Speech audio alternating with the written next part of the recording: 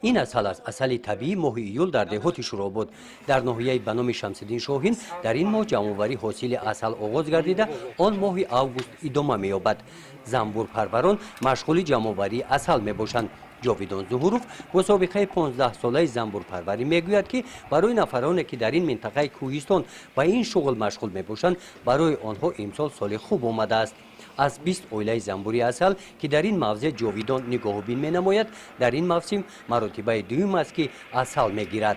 این سال از هر نظر به سالهای از هر اویله زنبور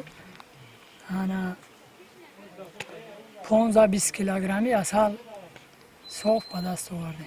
دهات شوراباد هوای تازه و سلقین در موضع‌های این منطقه گیاهای گوناگون طبیعی میرویند از همین سبب این محیط برای زنبور پروری مساعد میباشد از چنین طبیعتی از گیاهای طبیعی خودروی بوی و رنگین ساکنان ناحیه به طور وسیع استفاده نموده در غنی گردانیدن استحصال عسل وطنی سهم ارزنده گذاشته ایستادند در برابر سوهای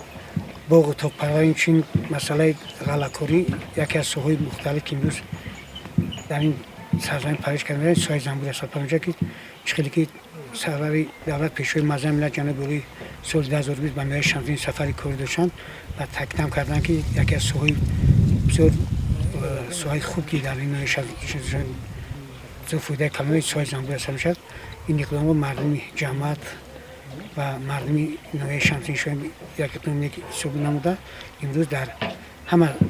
چی در سکتور خصوصی و سکتور اهالی زیاده از 1000 اویله زنبور عسل پرورش کرده می شود و این چخیلگیری بسیار چخیلگ با زنبور است بسیار سال خوب است این سال زنبور عسل بعد جمع‌آوری حاصل دوم عسل کار جاویدان در این موسم به انجام نمی‌رسد او برای گرفتن حاصل سوم این شغل را ادامه می‌دهد گزارش خوجا نظریف خدای نظر ظهوروف از ناحیه به نام شمس‌الدین شاهین برای برنامه اطلاعاتی نوید